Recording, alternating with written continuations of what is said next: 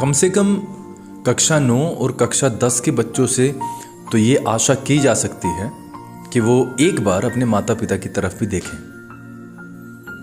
माता पिता अपना सब कुछ दांव पर लगाकर बच्चों की पढ़ाई कराते हैं और कक्षा 9 और कक्षा 10 का विद्यार्थी इतना तो समझदार हो ही जाता है कि वह स्थिति को समझ सके। अभी कुछ ही दिनों की बात है, एक अभिभावक आए थे ऑफिस में और ऑफिस में वो चप्पल जो उनकी थी उन्हें उतार कर वो एंटर करने लगे, क्योंकि कई गार्जियन सोचते हैं कि अगर चप्पल लेके अंदर गए तो शायद उन्हें टोका जा सकता है। एक्चुअली जो एक्सपीरियंस होता है हमारा, उसी के अनुसार हम आगे फ्यूचर में काम करते हैं। तो हमें बड़ा ही अजीब सा लगता है, क्योंकि ये ऑफिस जो है वो गार्जियंस की वजह से ही है, ये विद्यार्थियों की ही वजह से है। तो इसमें सर्दी में आप चप्पलें बाहर उतार कर ऑफिस में एंटर करते हो, तो यहाँ पर ऐसा न करें। सबसे पहली बात तो आप आएँ, और मैंने जैसे बोला कि ये सब कुछ ही आपसे कनेक्टेड है, इट्स बिकॉज ऑफ यू।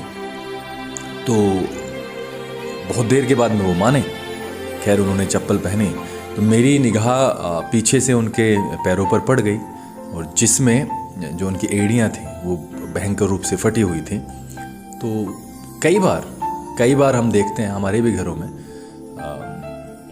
लोग बहुत मेहनत करते हैं। कई बार हम यह भी देखते हैं कि माता पिता अपने खर्चे को काट देते हैं और बच्चों की सिर्फ पढ़ाई के लिए वो उनकी फ़ीस का इंतज़ाम करते हैं, उनके किताबों का इंतज़ाम करते हैं, उनके ट्यूशन की फ़ीस का इंतज़ाम करते हैं और अलग अलग तरह के खर्चे। और बच्चा मोबाइल में व्यस्त हो जाता है, पबजी में व्यस्त हो जाता है।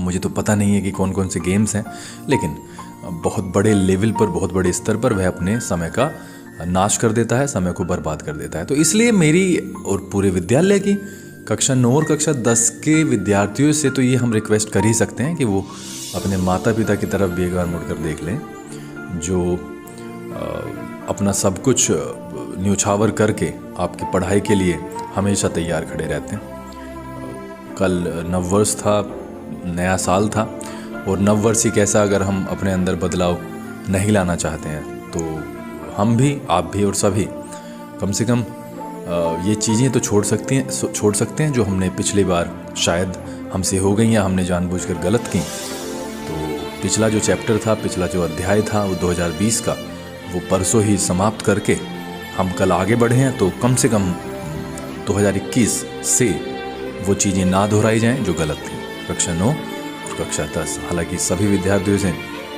मेरा निवेदन है कि आप किसी के लिए न सही, लेकिन अपने माता पिता के लिए मेहनत करें।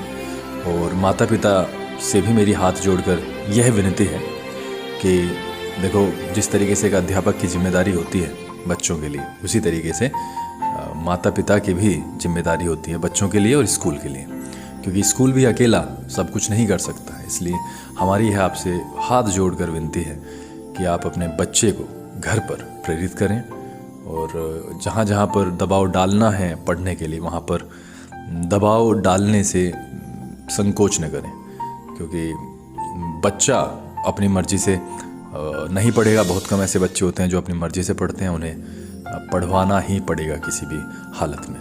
आपका दिन मंगलमय हो और जीवन सुख से परिपूर्ण।